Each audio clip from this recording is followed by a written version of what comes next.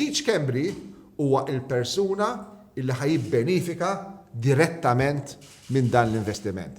Keith Schembri ħajibbenifika mill-manutenzjoni u minn dak li tiġi rapportat fil-medja ukoll ħajkollu l-benefiċċji tiegħu ġejjin mill-kummissjonijiet minħabba l-pożizzjoni tiegħu rappreżentant ta' din il-kumpanija. Dana fil-fema tagħna huwa assolutament inaċċettabbli, huwa iktar u iktar inaċċettabbli li għandna Prim Ministru li jibqa' jiddefendi dan l-aġir u jittratta lil poplu Malti as fools jiena ngħid ta' nies li ma jistgħux jifmu, jaħseb li ma jirrealizzawx illi hija sitwazzjoni li mhijiex sewwa illi jkollok f'pajjiż modern, f'pajjiż demokratiku, pajjiż membru sieħ tal-Unjoni Ewropea.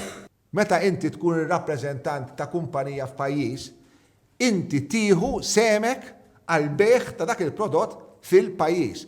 Allura, mhux Keith Schembri lab bil-kliem fil-fema tiegħi. Keith Schembri għal mhux se jixtruhom minn għandi.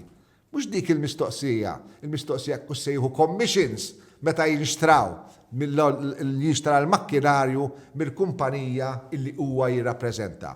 Meta bdew il-diskussjonijiet ma' din il-kumpanija Amerikana u min kien involut fin-negozjati ma' din il-kumpanija u xi rwol kellu direttament u indirettament Keith Schembri f'dawna it-taħdidiet u meta Keith Schembri iddaħħal biex jieħu sehem f'dawn it-taħdidiet.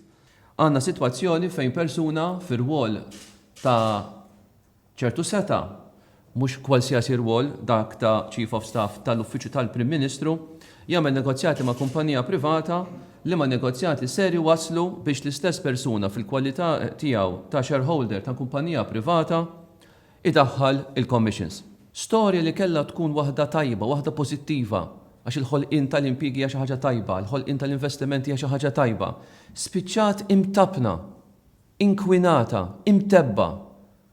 U se tibqa' mtebba b'akkużi seri ta' konflitt ta' interess mit-Chief of Staff tal-Uffiċċju tal-Prim Ministru.